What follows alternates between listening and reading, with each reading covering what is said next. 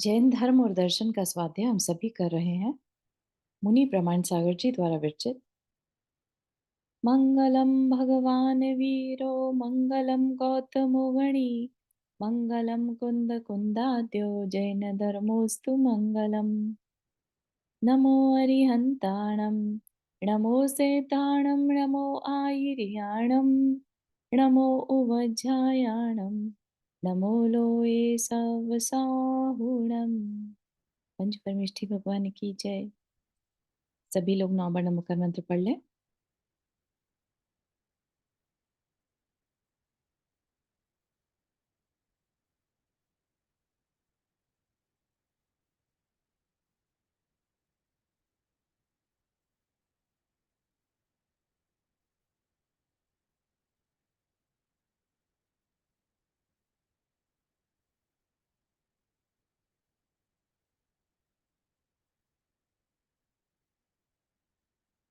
हम्म, तो हमारा जो इसमें विषय चल रहा है वो है सम्यक्त्व के लिए।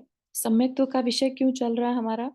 क्योंकि जो जैन दर्शन है वो 7 तत्वों की बात करता है, जिसमें उसने आत्मा के स्वरूप का वर्णन किया, कर्म की प्रकृतियों को बताया, अजीव का वर्णन किया, है ना। और अजीव और इनके मिलने से, जीव और अजीव के मिलने से जो आश्रव बंध संवर निर्जरा है वो कैसे करना, है ना। और अंत में मोक्ष, राइट। तो जितने भी हमारे आचार्य रहे उन्होंने मोक्ष का क्या स्वरूप बताया कि मोक्ष जो है रत्नत्रय से प्राप्त होता है। ठीक। सम्यक दर्शन ज्ञान चारित्राणी मोक्ष मार्ग। ठीक। तो उसमें सबसे पहला वर्ड जो अगर हम देखें तो सम्यक दर्शन, उसके बिना मोक्ष पॉसिबल नहीं है। ठीक। फिर हमें बता दिया कि जो 7 तत्वों का श्रद्धान करे वह सम्यक दर्शन है।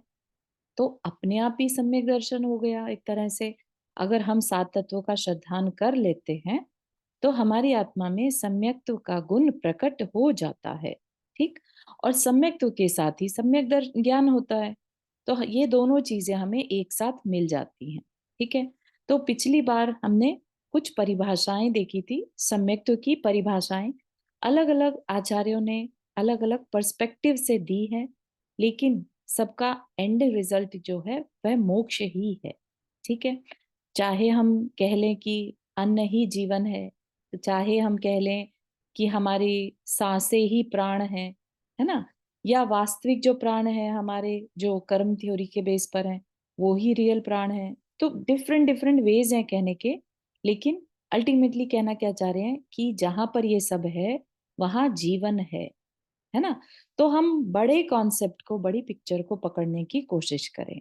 ठीक है। परिभाषाओं में उलझे नहीं।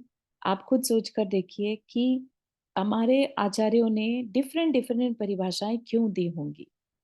उन्होंने इसलिए दी क्योंकि अलग अलग बुद्धि के लोग, अलग अलग बैकग्राउंड के लोग, ठीक है ना, जो अध्यात्म में रुचि रखते हैं उनके लिए अलग डेफिनेशन दे दी, जो गृहस्थ हैं उनके लिए अलग दे दी, जो मुनि है सिद्धांत की बातें जानना चाहते हैं उनको अलग दे दी, जो शॉर्टकट में बात करना चाहते हैं उनको अलग दे दी, जो डिटेल में जाना चाहते हैं उनको अलग दे दी। तो डिफरेंट डिफरेंट रीजन से उन्होंने अलग अलग परिभाषाएं बताई। बात समझ में आनी चाहिए, चाहे आपको 10 में से किसी एक तरीके से भी आ जाए तो भी आप समझिएगा कि आपके 100 आउट ऑफ 100 नंबर आ गए हैं। ठीक है। तो यहाँ पर एक भी सेकंड के लिए ये नहीं सोचिएगा कि मुझे ये वाली बात तो नहीं समझ में आ रही है और ये बात बहुत अच्छे से समझ में आ गई, तो इट्स ओके। दैट मीन आपकी बैकग्राउंड डिफरेंट है। ठीक है ना। तो अपने को घबराना नहीं है कि हमें ये परिभाषा तो अच्छे से क्लियर नहीं हो रही है। इनमें से कोई एक भी अगर बहुत अच्छे से क्लियर हो गई कि ये ऐसा ही है तो समझिएगा कि सम्यक तो गुण प्रकट हो गया है। ठीक है। आपको पिछली बार एक एग्जाम्पल भी दिया था कि किस तरह से कभी हमने जलता हुआ दीपक ना देखा हो, है ना, कोई कितना भी हमें बताने की कोशिश करे हमें वो बात उतनी समझ में नहीं आएगी कि उसकी पीली रोशनी होती है, उसकी लौ में थोड़ी गर्माई होती है, वो ऊपर की तरफ जाती है, इतना साइज होता है ना। तो ये बातें कितनी भी कोई कह ले लेकिन तब भी हमें वो बातें याद रहें ये जरूरी नहीं है। लेकिन लेट से आपने उसको जलते हुए देख लिया, ठीक है ना, तो उस जलते हुए दीपक को चाहे आपने एक क्षण के लिए देखा, अब आपको उन परिभाषाओं की जरूरत भी नहीं पड़ेगी जो वो पहले एक्सप्लेनेशन दे रहे थे कि ऐसी होती है वैसी होती है। उससे कोई मैटर नहीं रह जाएगा। राइट, आपने उसको देख लिया। अब वर्षों तक भी नहीं देखेंगे तो भी आपको पता है कि जलते हुए दीपक की लौ ऐसी होती है। ठीक है ना। कोई कह दे कि नहीं वो काले रंग की होती है, आप मानेंगे क्या उस बात को? नहीं, क्योंकि आपने उसको प्रमाणित देखा है। राइट। तो ऐसे ही हमारी जो कहना चाह रहे हैं आचार्य, जो कहना चाह रहे हैं, भले ही हमने मोक्ष को देखा नहीं है लेकिन उस पे दृढ़ श्रद्धान की बात कर रहे हैं। ठीक है। यहाँ पर कहीं पर भी वर्ड यूज नहीं किया कि आप साक्षात आत्मा को देखने के बाद जो गुण प्रकट होता है वो सम्यक दर्शन है। नहीं, क्या कहते हैं बार बार कि सम्यक श्रद्धान हो जाना। सम्यक श्रद्धान मतलब हमें सही चीज पर श्रद्धान हो जाना, सही बात पर श्रद्धान हो जाना। ऐसा नहीं कि आत्मा ऐसा ऐसी वस्तु है जो विलीन हो जाती है, नष्ट हो जाती है, उस तरीके से नहीं। जैसा शास्त्र में बताया है वैसा वैसा उसके बारे में जानकर उसको अंदर में महसूस करना। एक बार आपने अंदर में महसूस कर लिया जैसा बताया है, अब आप उसको कोई भी आकर कह दे कि आत्मा तो नष्ट हो जाती है, आत्मा तो सिर्फ आंखों के बीच में जो क्या बोलते हैं उसे, त्रिनेत्र है ना, तीसरा नेत्र है वहां पर होती है, ब्रेन में होती है, हार्ट में होती है, तो आप उन चीजों को बिलीव नहीं करेंगे। ये क्या कहलाता है? दृढ़ श्रद्धा। भले ही हमने उसे देखा नहीं है लेकिन उस पर हमारा दृढ़ श्रद्धान हो चुका है। अब हम सपने में भी उठाकर कोई कह दे कि तुम शरीर हो, तो नहीं, हम आत्मा हैं। ठीक है ना। इतनी क्लैरिटी हमारे अंदर जब आ जाती है तो हम कह सकते हैं हमें दृढ़ श्रद्धान हो गया है। चाहे हमें सात तत्व पर हो, फिर चाहे आत्मा पर हो, चाहे अपने अस्तित्व पर हो, है ना, चाहे हम कह दें हमें स्वपर का ज्ञान हो गया, उस पर श्रद्धान हो गया। तो डिफरेंट परिभाषाएं हैं लेकिन आप नोटिस करिएगा कि सब में आत्मा ही एक सेंटर पॉइंट है। ठीक है। तो उस आत्मा का जैसा स्वरूप शास्त्र में बताया है वैसा ज्ञान, वैसा श्रद्धान हो जाना क्या है? सम्यक दर्शन है। तो ये अब आपको जब पता चल रहा है कि आगम में जैसा बताया है, तो इसका क्या मतलब है? इसका मतलब है कि हमें आइदर आगम पढ़ना होगा या आगम बताने वाले से सुनना होगा, है ना, या फिर हमारा कोई पूर्व जन्मों में हमने पढ़ा हो, जाना हो, तो वो अगर हमें याद हो जाए, याद आ जाए, है ना। तो यहाँ पर सम्यक दर्शन के साधन बताए हैं। ठीक है। तो जाति स्मरण से पूर्व के जन्मों का स्मरण हो आना। ठीक। वेदना अनुभव, तीव्र दुख का संवेदन, तीव्र दुख के संवेदन में भी हम कौन है ये रियलाइजेशन में आ जाता है। तो उस अपेक्षा से मोस्टली वेदना अनुभव जो है नारकी जीवों के लिए यूज करते हैं, है ना। हमारे अपने लिए, मनुष्य के लिए और देवों के लिए क्या है? मेनली धर्म श्रवण, जिन बिंब दर्शन, जिन महिमा दर्शन। ठीक है। तो धर्म श्रवण, मुनियों एवं सत्य शास्त्रों के श्रवण से उत्पन्न तत्व बोध। ठीक है। आप समझ पा रहे हैं क्या बात कर रहे हैं? तत्व को जानकर उस पर दृढ़ श्रद्धान करना। ठीक है।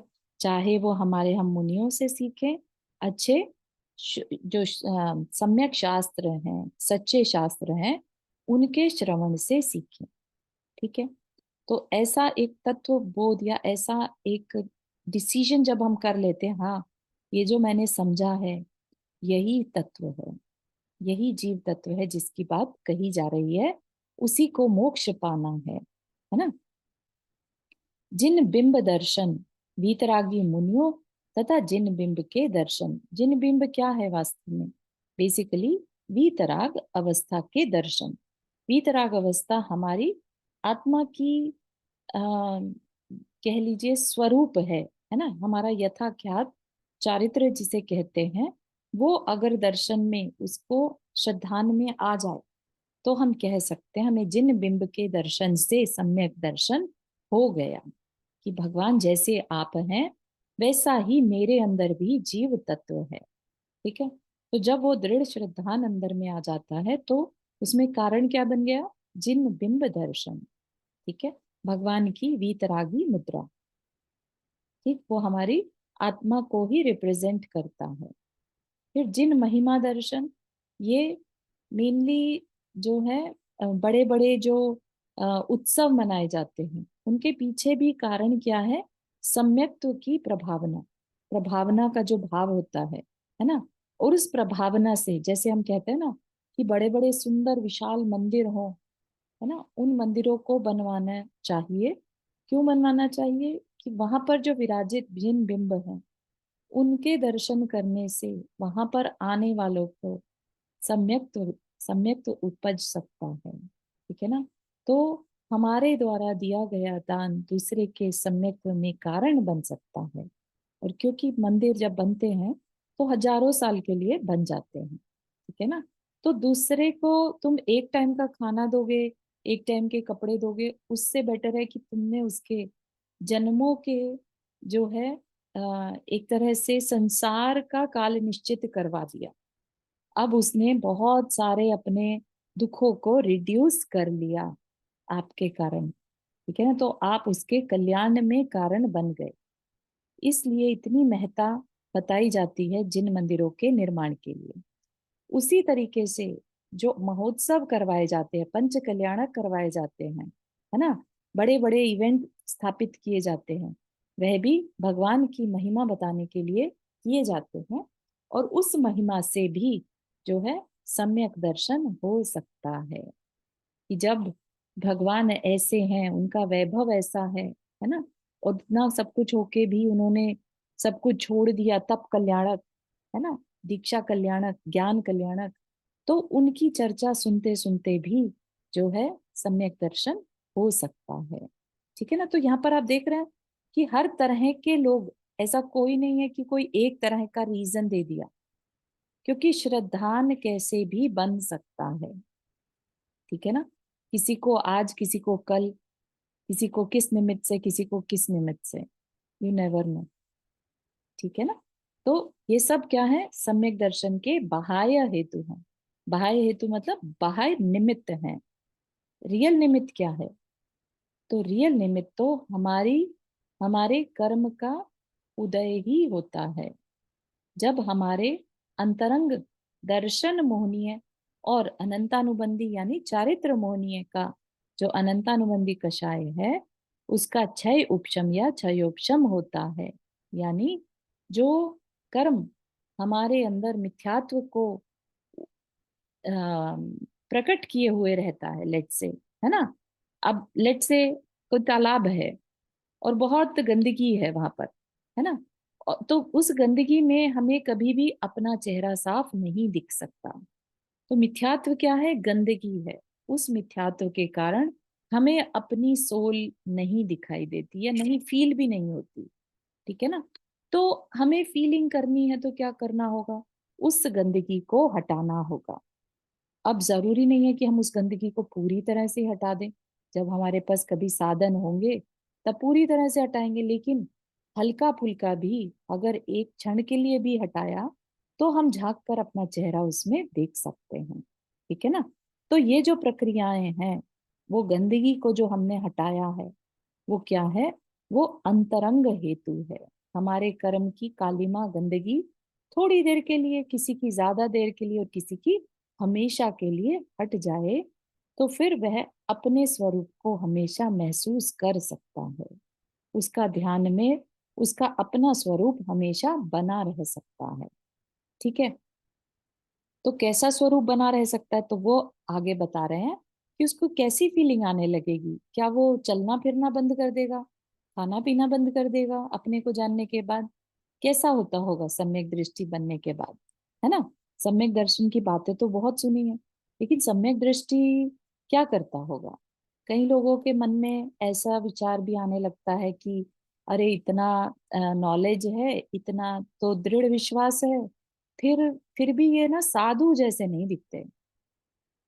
बहुत लोग सम्यक दृष्टि गृहस्थ को एक साधु से कंपेयर करने लगते हैं कि अरे तुम गुस्सा कर रहे हो, अरे तुम बाजार जा रहे हो, अरे तुम रिलेटिव से मिल रहे हो, एक अजीब सा एक नोशन ये है कि अब सम्यक दर्शन, अगर तुम बहुत पढ़ रहे हो, पहली बात तो सम्यक दर्शन है नहीं है पता नहीं चलता, लेकिन चलिए मान लीजिए कि कोई बहुत ही स्वाध्यायशील पर्सन है और उसने गृहस्थी में सब कुछ संभाला हुआ है ना, और स्वाध्याय भी करता है बहुत ध्यान से और बहुत समझ के साथ, और उसको सच में समझ में आ चुका है कि वह कौन है।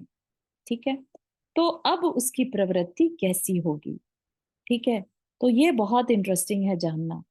ये बात अगर समझ में आ जाए तो हम दूसरों को सही दृष्टि से देख पाएंगे। हम क्या करते हैं, अपनी जजमेंट पास करनी शुरू कर देते हैं। अरे इसका पहनावा तो देखो, ये तो कभी सम्यक दृष्टि हो ही नहीं सकता, ये तो दिखावा है। ऐसे हमें जजमेंट नहीं करना चाहिए। ठीक है, सामने वाले के बाहर में कुछ दिख रहा है, उसके अंतरंग में क्या है, यू नेवर नो। ठीक है ना। हाँ, उसके अंतरंग में अगर मायाचारी है तो वो खुद जानता है। ठीक है ना, तो उसका परिणाम उसको खुद मिलेगा। आपको उसमें जज करके अपने ऊपर दोष लगाने का कोई भी औचित्य नहीं है, कोई बेनिफिट नहीं है। ठीक है ना। अगर वो वाकई में सम्यक दृष्टि है और आप उस पर इल्जाम लगा दें, उसकी निंदा करें, उसमें कमियां देखें, ठीक है ना, तो हम क्या कर रहे हैं, अपने लिए ही नीच गोत्र का बंद कर रहे हैं।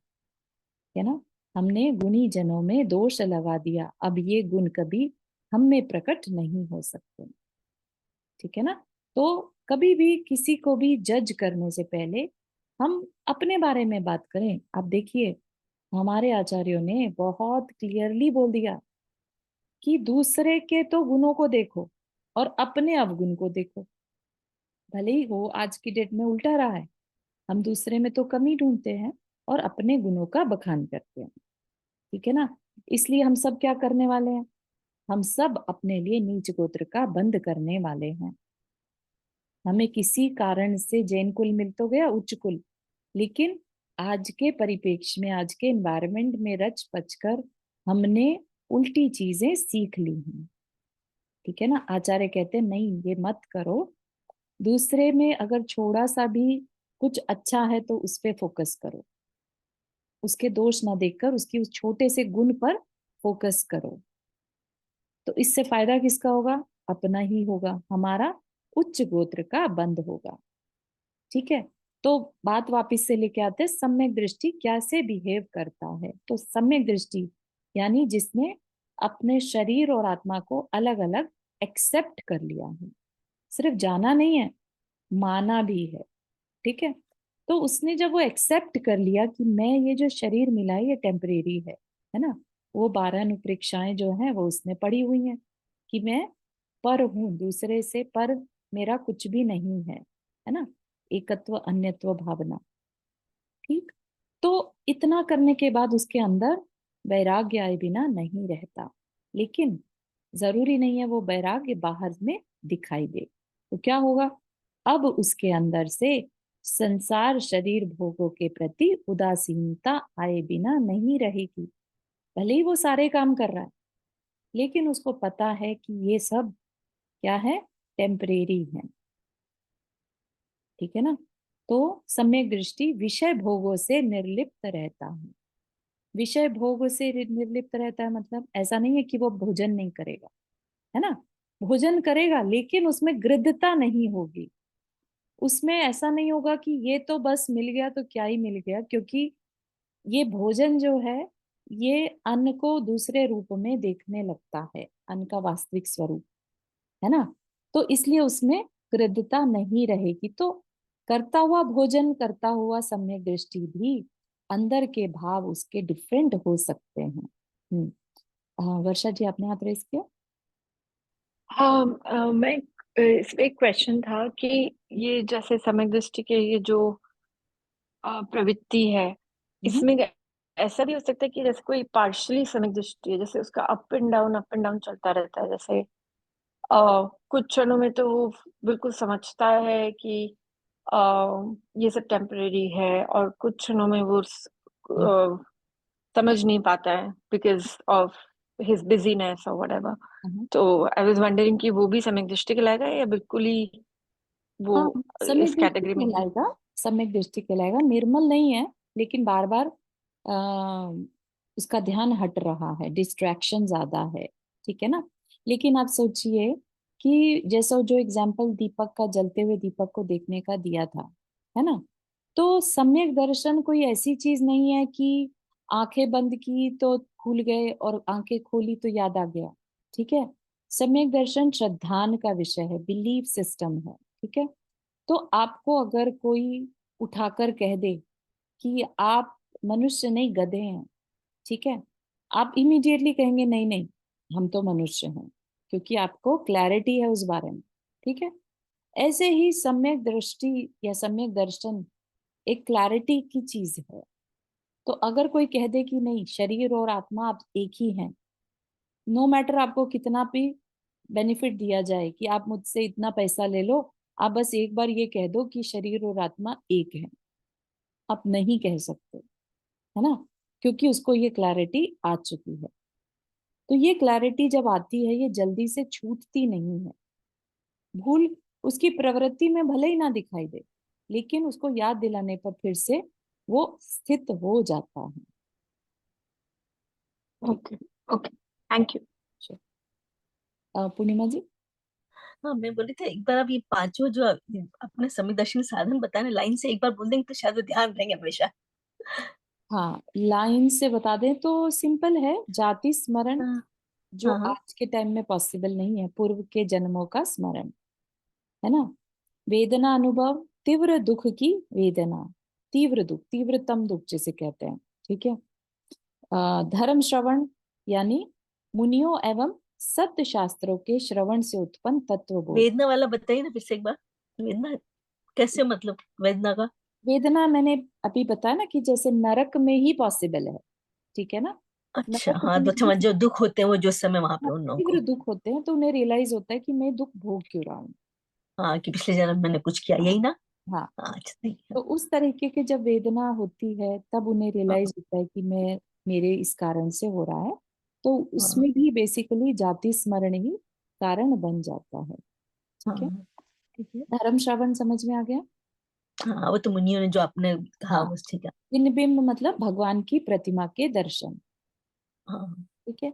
और जिन महिमा हम्म, दर्शन, यानी धर्म महोत्सवों के दर्शन, ठीक है। हाँ हाँ ठीक है। अच्छा, मतलब ये बाहरी हो गया, अभी अब आंतरिक अब बता अरे रही जो अभी वाले।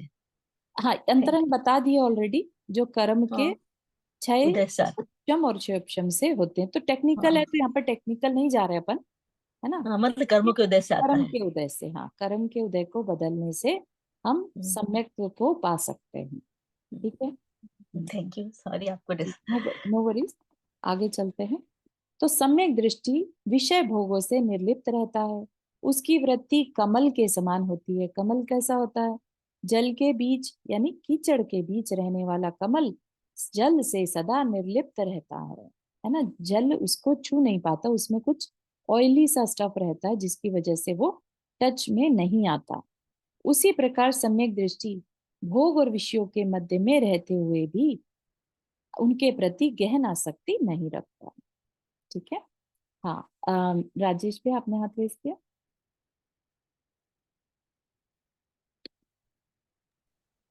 ये जो जैसे आपने बताया कि वेदना से सम्यक दर्शन के लिए वो मिलता है नारकीय को, तो उसमें जैसे वेदना हो रही है तो उस जाति स्मरण में मतलब अवधि ज्ञान के थ्रू उसे एग्जैक्ट पता चल जाता है कि मैंने क्या कर्म किया जिसके रिजल्ट में मुझे ये मिल रहा है। जैसे आज के बाकी उसमें पॉसिबल नहीं है कि हमें एग्जैक्ट पता चले कि मतलब अवधि ज्ञान से मतलब हमें उन्हें पता चले उन्हें होता है। तो यही एक कारण है मतलब कि जैसे कि और ज्यादा श्रद्धान हो जाता है उससे कि इसी वजह से मेरे को ये मिल रहा है, तो और ज्यादा प्रैक्टिकली पता चलने की वजह से हाँ उसको पता चलता है कि भाई मुझे इस वजह से मिल रहा है तो मेरे को ये दिक्कत है। हाँ, पहली बात तो जाति स्मरण और अवधि ज्ञान में डिफरेंस है। जाति स्मरण जो है मति ज्ञान का विषय है, और अवधि ज्ञान अलग चीज है ना। अवधि ज्ञान हर एक के पास नहीं रहता, जाति स्मरण किसी को भी हो सकता है जिसके पास भी मति श्रुत ज्ञान है, ठीक है। अब जाति स्मरण के लिए ऐसा कुछ वेदना होना जरूरी है क्या? नहीं, कि ना, जाति स्मरण किसी को किसी घटना को देखकर पूर्व भव याद आ सकता है, मेमोरी का विषय है वो, ठीक है। और वेदना अनुभव जो है, नारकी को तीव्र दुख का जब वेदन कर रहा होता है तब उसको, क्योंकि उसके पास अवधि ज्ञान रहता है, तो उसको रियलाइज होता है कि उसको इतना दुख क्यों उठाना पड़ रहा है, काश उसने थोड़ी बात समझ ली होती। ठीक है ना। तो इस हाँ तरीके से, हाँ, तो इसीलिए वेदना वाला जो कारण है सम्यक दर्शन का, वो नारकी के साथ ही अप्लाई होता है। हमारे केस में क्या है, हम लोग बहुत दुख का समय, जब कर्म का उदय ऐसा चल रहा होता है असाता वेदनीय, तो दुखी होते हैं, है ना। लेकिन उसमें भी हाँ हमारी नॉलेज, अगर हमारी समझ, हमारी कषाएं जो है कम नहीं है, तो हम उस दुख में भी इंजॉय करने लगते हैं, हमें रोने में ही मजा आने लगता है। हम उसके ऊपर सोच नहीं करते कि ये हो क्यों रहा है मेरी लाइफ में, है ना। तो इसलिए उसमें भी जो कारण है ना, वो धर्म श्रवण ही बनता है, धर्म श्रवण जिनबिम दर्शन। जब दुख की घड़ी आती है, उसमें हम धर्म की क्रियाएं बढ़ा देते हैं, है ना। उन बढ़ी हुई धर्म की क्रियाओं में पॉसिबिलिटी है कि हम उसमें इन्वॉल्व हो जाएं, हमें वो बात समझ में आने लगे कि दुख का कारण क्या है, ये कर्म हम कैसे बांध लेते हैं। तो फिर उसको पढ़ते पढ़ते हमें तत्व श्रद्धान हो सकता है। क्योंकि उसमें यह है कि जैसे हमें आइडिया तो है कि हमने कोई बुरे कर्म किए होंगे जिसका हमें रिजल्ट अब मिला, लेकिन हाँ प्रैक्टिकली क्योंकि हमें पता नहीं है तो इसलिए हमें उस पर विश्वास नहीं कर हाँ पाते हाँ, 100%। बिल्कुल सही है, बिल्कुल सही है। लेकिन विश्वास, जो सम्यक दर्शन है, वो आत्मा पे विश्वास है, उसके लिए हमें पास्ट लाइफ पता होनी जरूरी नहीं है। हम सिर्फ श्रद्धान करते हैं कि हाँ, हमने बहुत जन्मों तक जो है बहुत पाप कर्म इकट्ठे किए हुए हैं। इसीलिए जब हम प्रतिक्रमण करते हैं, तो उसमें सारे अपने भवों को लेकर याद करके कि जाने अनजाने जिस भी भव में मुझसे गलती हुई, मेरे वो पाप मिथ्या हो। ठीक है ना। तो और ऐसा, जब वो पाप कर्म होते हैं फिर हम दोबारा करते हैं, बिल्कुल विश्वास होने बिल्कुल। के बाद फिर दोबारा फिर नहीं सोचते हैं। हाँ, तो वही दुख दूर हो जाते हैं, तो फिर से हम विष पापों में लग जाते हैं। तो वैसा नहीं होना चाहिए, है ना। एक बार गलती करी, दूसरी बार गलती करने वाला तो बेवकूफी कहलाएगी। ठीक है ना।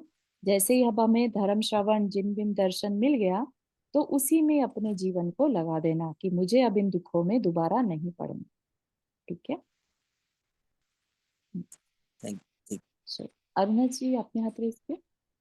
हाँ चारू जी, ये जो आपने बोला कि जो वेदना का अनुभव करते हैं, तो ये जो जीव होते हैं कभी किसी भव में वो सम्यक जीवी होंगे, वही जो नरक में गए हैं, ऐसा होता है क्या? जैसे अ, श्रेयस हाँ, राजदा का। बिल्कुल सही है। हम एक बार और चेक करना पड़ेगा कि प्रथमोपशम अच्छा। दर्शन नरक हम्म। में हो सकता है क्या, एकदम दिमाग से स्किप हाँ हो रहा है ना। हाँ, आप चेक करके बताइएगा बिल्कुल कि बिल्कुल। नरक में भी वो सम्यक जीव होते ही है ना, कई तो। हाँ हाँ, बिल्कुल। वो तो बिल्कुल सही है। नारकियों को दोनों चीजें होता है, वेदनीय और ये जाति स्मरण दोनों होते हैं। हाँ तो हाँ जो सम्यक दृष्टि जो पहले कभी उपसम सम्यक दर्शन दृष्टि रहे हो थोड़ा सा रहता है, तो उनको तो वो सम्यक दर्शन के कारण उनको शुभ भाव आते हैं। हम्म, और जो मिथ्यात्व जीव है, उनको जाति स्मरण आने से एक दूसरे के शत्रु बन जाते हैं। और इसने मेरे पिछले भाव में ऐसा किया, वो आपस में एक दूसरे को काटते मारते हैं, हम्म। मेरे हाँ ख्याल में, जान तक है। हाँ, तो जो अरुणा जी पूछ रही हैं, तो उसमें एक बार चेक करके बताते हैं कि उन्हें प्रथमोपशम सम्यक दर्शन, पहली बार सम्यक दर्शन, मेरी जहां तक जानकारी है, पहली बार सम्यक दर्शन कभी भी नरक में नहीं हो हुआ होगा। सकता, उच्च उपशम अच्छा, में। नहीं होगा, पर किसी और भव में हुआ होगा, हाँ बिल्कुल ऐसा हुआ हो होगा। सकता है हाँ ना। जी, बिल्कुल। ठीक है। ठीक है। तो यहाँ पर क्या हुआ फिर, जब उसको सम्यक दर्शन हुआ, समझ में आ गया कि ये शरीर इस और आत्मा अलग अलग है, तो क्या होगा उसे, वो संसार शरीर और भोगों से उदासीन हो जाएगा। ठीक है ना। संसार से उदासीन क्यों हो जाएगा, क्योंकि अब उसे पता है कि ये संसार में भटकने का कारण तो उसके कर्म है ना। शरीर टेम्परेरी है, आयु कर्म तब तक है तब तक है, और भोग जो है वह भी कर्म के अधीन है ना। अरुणा जी आपने हाथ रेस किया। नहीं, सॉरी। सॉरी, वो मेरे को हाथ को अंडरस्टैंड, हटाना था। Understand worries. ठीक है। सॉरी तो सॉरी। ऐसा उदासीन रहता, उदासीन मतलब बहुत ज्यादा इंडल्ज नहीं होना, ऐसे वह सच्चे देवशास्त्र और गुरु को अपने जीवन का आदर्श मान उनके प्रति सच्ची श्रद्धा रखता है। सच्ची श्रद्धा, ठीक है। और यहाँ पर एक वर्ड और जोड़ लीजिए, सच्ची दृढ़ श्रद्धा। ऐसी श्रद्धान की कोई आकर उसको कह दे कि ये जो वीतरागी देव है ना, ये सच्चे देव नहीं है, तो वो कहेगा नहीं, I don't believe in you, I know what I believe in. ठीक है, तो सच्ची दृढ़ श्रद्धा उसके पास रहती है अपने सच्चे देव शास्त्र गुरु के प्रति। ठीक, और उन्हीं की वो उपासना करता है और उसी से अपने सम्यक्त्व को, क्लैरिटी को और अच्छा करता है। ठीक है, प्रत्येक मुमुक्षु को, मुमुक्षु मतलब मोक्ष को चाहने वाले को, सच्चे देव, सच्चे शास्त्र और सच्चे गुरु की पहचान कर उन पर सच्ची श्रद्धा रखनी चाहिए। अतः उनके स्वरूप का ज्ञान होना ही आवश्यक है। तो अब उनके स्वरूप की, सच्चा देव शास्त्र गुरु कौन है, तो देव कौन है सच्चे, सच्चे देव यानी देखो सभी के भगवान है ना, सभी अपने अपने भगवानों को अच्छा ही मानेंगे, है ना, लेकिन सच्चा देव कौन सा है, जिसको कि अगर हम श्रद्धान करते हैं तो हमारे अंदर सम्यक दर्शन प्रकट हो सकता है। तो वह सच्चा देव कौन है, जिसके अंदर सर्वज्ञता हो, वीतरागता हो और हितोपदेशिता हो। ये याद करने लायक है 3 पॉइंट्स कि हम सच्चा देव किसे माने। ठीक, सर्वज्ञता मालूम ही है, सर्वज्ञ यानी जो हमारा केवल ज्ञान है, राइट। वीतरागता, किसी भी तरह का राग द्वेष अब ना हो, मोह ना हो। और हितोपदेशिता, हित के बारे में उपदेश देने वाला।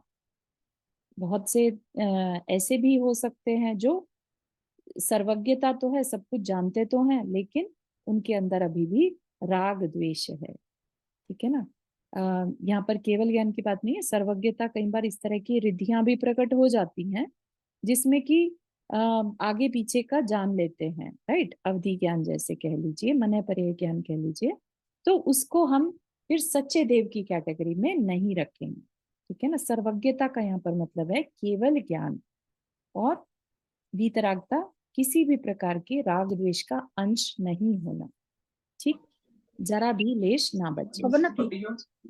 ना वीतरागी होने से अस्त्र शस्त्र वस्त्र अलंकरण से रहित परम शांत मुद्रा ही सच्चे देव का स्वरूप है। ठीक है, तो जो हम जिन भी किसी को भगवान बोले माने, तो हम उसके स्वरूप को देख लें।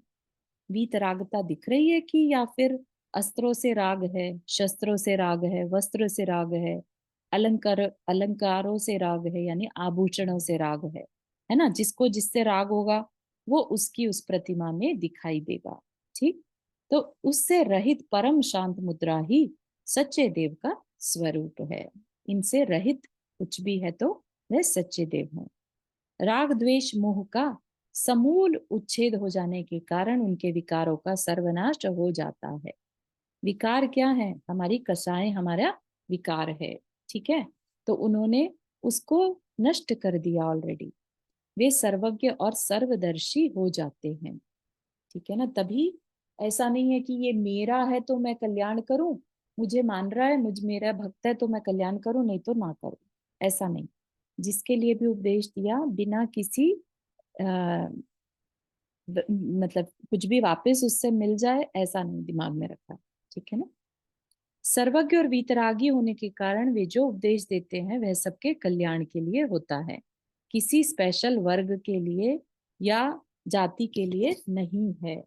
ये हमारी छोटी सोच है कि हमने भगवान को भी जातियों में बांट दिया। जो आज धर्म की परिभाषा चल पड़ी है, ये जातियों की बनाई हुई, मनुष्य की बनाई हुई है। ठीक है ना, अनादिकाल से जो चीज चलती आ रही है ना। एक जगह सुना था कि जैन धर्म ने आदिनाथ को बनाया, आदिनाथ ने जैन धर्म को नहीं बनाया।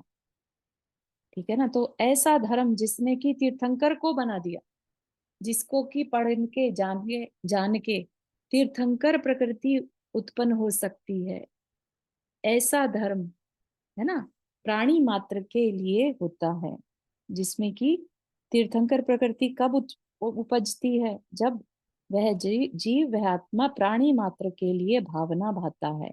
सिर्फ जैनों के लिए भावना भाए या मनुष्यों के लिए भाए, ऐसा नहीं, प्राणी मात्र, जहां जहां प्राण है उन सब का कल्याण हो, है ना। इसलिए उन्हें परम हितैषी हितोपदेशी कहते हैं। नंदा जी, आपने हाथ रेस किया। हाँ, ये चीज मेरे को ठीक से नहीं समझ में आ पाई कि जैन धर्म ने आदिनाथ भगवान को बना दिया। हम्म, तो जब आदिनाथ भगवान आए उस समय तो धर्म नाम की चीज ही नहीं थी। हम्म। तो ये किस तरह से आप किस उसमें कहना चाहते हैं? अपेक्षा से कह रहे हैं, तो बहुत अच्छा आपने पूछा। तो जो जीव है, आदिनाथ भगवान का जो जीव है ना, वो पहले भवों में तपस्या करके आ चुके हैं। कैसी तपस्या करी थी? निर्ग्रंथ मुनि की तपस्या। निर्ग्रंथ मुनि यानी जैन मुनि, ठीक है ना। जैन वर्ड अभी बना है, उससे पहले श्रमण, ठीक है ना, निर्ग्रंथ ये चला करता था। समझ रहे हैं आप? जैन धर्म हम्म। को बहुत छोटा रूप दे दिया गया, ठीक है ना। ऐसा नहीं है कि आदिनाथ भगवान से पहले जैन धर्म था ही नहीं। समझ रहे हैं आप? उस अपेक्षा से कह अच्छा। रहा हूँ अच्छा, कि दूसरे कालो। हाँ, भले ही वो आज तीर्थंकर है और तीर्थंकर के कोई गुरु नहीं होते, लेकिन उनके पास अवधि ज्ञान रहता है, उनके पास पास्ट के सारे एक्सपीरियंस आत्मा के ऊपर रहते हैं। तो उन्होंने जो तपस्या पास्ट में की, उसके परिणाम स्वरूप ही वो आज तीर्थंकर प्रकृति को उदय में लाते हैं, ठीक है, उस अपेक्षा से। ठीक। हम्म। इस प्रकार वीतरागता, सर्वज्ञता और हितोपदेशता की सच्चे देव का स्वरूप है। ये ही तीर्थंकर, अरिहंत और परम आत्मा कहलाते हैं, ठीक है। तो अभी कोई किसी से ऐसा नहीं कि दूसरे का धर्म गिरा हुआ धर्म, हमारा अच्छा धर्म, ऐसा नहीं। धर्म की परिभाषा बहुत छोटी कर दी गई है। हम किस में बिलीव करते हैं, ये हमारी क्लैरिटी होनी चाहिए। हम वीतरागता में, है ना, हम वीतरागता, सर्वज्ञता और हितोपदेशता में विश्वास करते हैं। ये अगर गुण कहीं पर हैं तो हम उनके मानने वाले हैं। अब वो आदिनाथ हो या अजितनाथ हो, है ना, या फिर वो सीमंदर स्वामी हो, हाउ डज इट मैटर, ठीक है ना। ये तीन क्वालिटीज जो हैं, क्योंकि तीर्थंकर में ही होती हैं, इसलिए हम कह देते हैं कि हम तो जिनेंद्र देव को ही मानते हैं, ठीक है। इसका ये मतलब कहीं पर नहीं है कि हम अपनी जाति को ही प्रमोट करते हैं, नहीं। हम उस बिहेवियर को प्रमोट करते हैं, उस चारित्र को प्रमोट करते हैं जिसमें ये क्वालिटीज देखी जाती हैं, ठीक है। शास्त्र, उन्हीं के बताए हुए जो शास्त्र हैं, जो शास्त्र हमारे राग द्वेष को दूर करने में सहायक हो, तो ऐसे शास्त्र को हम, जिसके द्वारा हमारे अंदर निर्ग्रंथता आ जाए। निर्ग्रंथ जो साधु हैं, आचार्य हैं, उनके द्वारा बताए गए शास्त्र ही सच्चे शास्त्र कहलाते हैं। क्योंकि जिसके पास अस्त्र शस्त्र हैं, परिग्रह है ना, वो कुछ भी लिखेगा, उसके अंदर कहीं ना कहीं दूसरों को भी ये सब कुछ मिले, है ना, वो कभी अपने से ऊपर उन्हें नहीं उठा पाएगा। तो हम भी कैसे बन जाएंगे उनके शास्त्र पढ़ के? वैसे ही परिग्रह करने वाले, वैसे ही अस्त्र शस्त्र से अपनी प्रोटेक्शन करने वाले। प्रोटेक्शन कौन करेगा? जिसके अंदर भय होगा, है ना। तो हम कभी भी उन लोअर लेवल के इमोशन से, डर से, भय संज्ञा से बाहर नहीं आ पाएंगे। परिग्रह संज्ञा, भय संज्ञा, काम संज्ञा, ये सब संज्ञाओं से हम कैसे ऊपर आ सकते हैं? जब हमारे अंदर निर्ग्रंथता होगी, ठीक है ना। अदरवाइज ये चारों चीजें जो संज्ञाएं हैं, संसार में भटकाने वाली हैं, ठीक है। इसको पूरा पढ़ने की आवश्यकता है क्या? जल्दी से पढ़ लेते हैं। आज लोक में अनेक प्रकार के शास्त्र प्रचलित हैं, अलग अलग विषयों के अलग अलग साहित्य भंडार हैं। अब प्रश्न उठता है कि इस विपुल भंडार में कौन से शास्त्र हैं जो हमारे हित के कारण हैं तथा जिन्हें सत्य शास्त्र कहा जा सके। सत्य को उपलब्ध व्यक्ति द्वारा रचित शास्त्र ही सत्य शास्त्र हो सकते हैं, ठीक है। तो ये बात को याद रखना। पहली बात तो सत्य किसे कहते हैं, सत्य क्या है, ये हमें पता होना चाहिए, ठीक है। तो वीतरागता, यथाख्यात चारित्र ही सत्य है, ठीक है ना, मोक्ष ही सत्य है, ठीक है।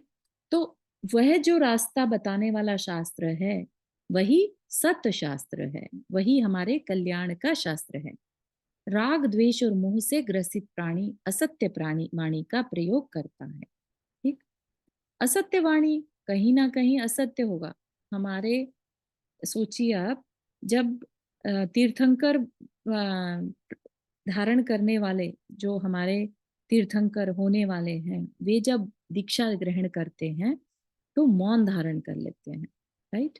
मौन क्यों धारण करते हैं? कि अभी पूरा ज्ञान प्रकट नहीं हुआ, कुछ भी बोलेंगे तो वो किसी अपेक्षा से असत्य होगा। तो जब तक कि पूरा ज्ञान नहीं आ जाता तब तक कोई उपदेश नहीं देंगे। सोचिए आप, इतनी बड़ी सोच रखने वाले, है ना। और जब केवल ज्ञान होता है तब उनका उपदेश अपने आप खिरने लगता है, तब वो उसे रोक नहीं पाते, क्योंकि उन्होंने उसी की भावना भाई थी। जब तीर्थंकर प्रकृति का बंद किया था तो लोक कल्याण की भावना भाई थी। उस लोक कल्याण की भावना के कारण अब जो जब उनका केवल ज्ञान होता है प्रकट, तब वो अपने आप को रोक नहीं पाते, और बिना कारण इन द सेंस कि खुद की बिना इच्छा के, है ना, बिना सोच विचार के, बिना विकल्प के, और उनकी वाणी खिरने लगती है दिन में 4 दफा लोगों के कल्याण के लिए, ठीक है ना। तो इस तरह से अगर जिसने सत्य को ही नहीं देखा वो कोई भी बात कहेगा, उस पर हम कैसे विश्वास कर सकते हैं? वो हमारे कल्याण को कैसे कर सकती है? ठीक है। तो अब समझ में आ रहा है कि कभी कभी ऐसा फील होता है कि जैन व्यक्ति इतना कट्टर क्यों होता है। कट्टरता नहीं है, कट्टरता तो हमारे स्वभाव में हमने ले आए हैं। अदरवाइज दृढ़ श्रद्धान होना अगर कट्टरता है तो यस, वो है हमारे अंदर, ठीक है ना। लेकिन उसमें हम किसी के मन को ठेस पहुंचाएं अपनी कट्टरता से, तो वो चीज का ध्यान रखना, उतना अवेयरनेस या उतनी प्रैक्टिकल अवेयरनेस होनी चाहिए कि हम कैसा बिहेव कर रहे हैं, दूसरे को बुरा ना लगे, बात को इस तरह से सामने रखना चाहिए। नहीं तो फिर मौन रखो, चुप रहो, ठीक है ना। अननेसेसरी फिर डिस्कशन में नहीं पढ़ना चाहिए, ठीक है। वक्ता की प्रामाणिकता से वचनों में प्रामाणिकता आती है, ठीक है। वक्ता कौन? अगर तीर्थंकर वक्ता हो तो आप सोचिए कि उनके तो जो वचन है प्रामाणिक ही होंगे, क्योंकि उन्होंने सब कुछ जान लिया है ना।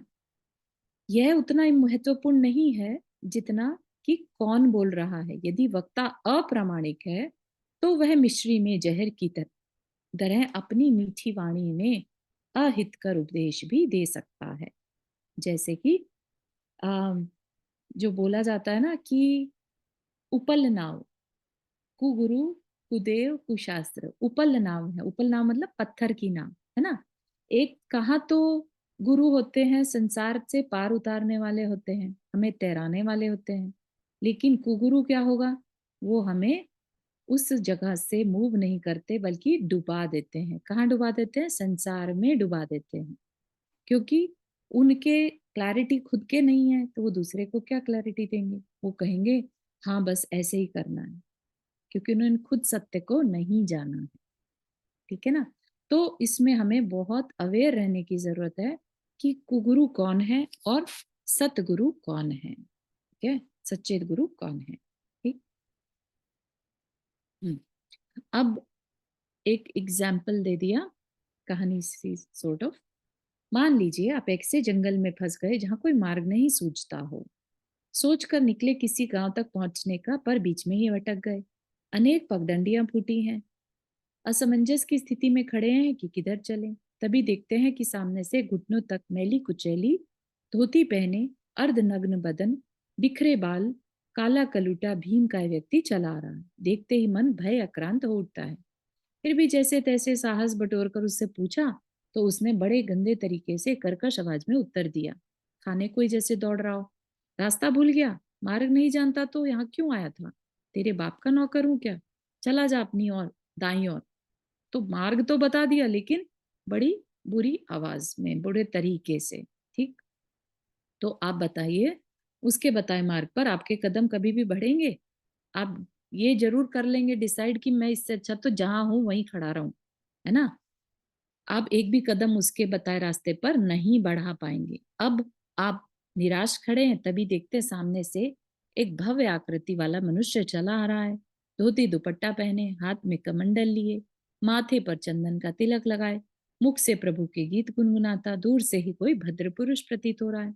पास आने पर उन्होंने उसे नमस्कार किया, उसने भी नमस्कार किया और पूछा कि हे भतिक, अब जो अब तक सुरक्षित बचे हो, ये तो वन ऐसा है कि कोई यहाँ नहीं बचता। बड़े अच्छे प्यारे से वचन बोलने लगा, है ना। यहाँ अनेक पथिक प्रतिदिन भटक जाते हैं। खैर, घबराने की बात नहीं, अभी दिन ढलने में समय बचा है।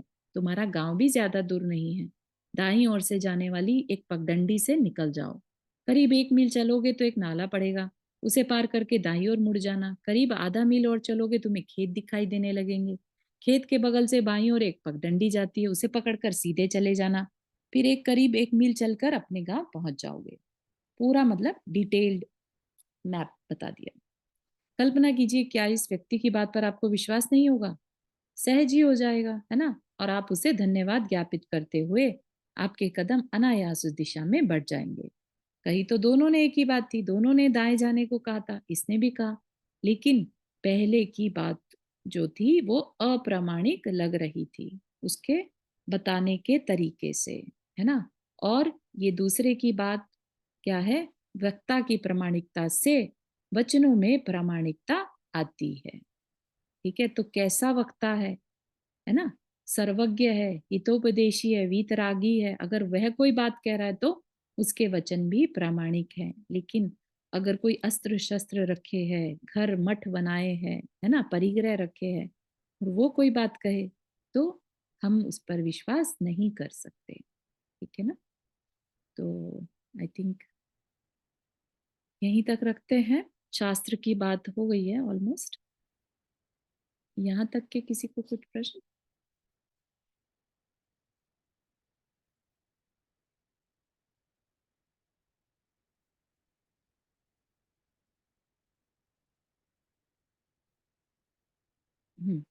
चलिए, जिनवानी स्तुति।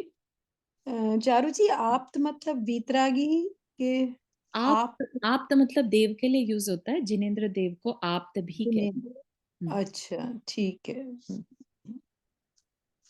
चलिए, जिनवानी स्तुति। जावाणी के ज्ञान से सूझे लोकालोक, सो वाणी मस्तक धरो सदा देत बुधो। हे जिनवाणी भारती तो ही जपो दिन रैन, जो तेरा शरणा गए सो पावे सुख चैन। नौ बणन करो।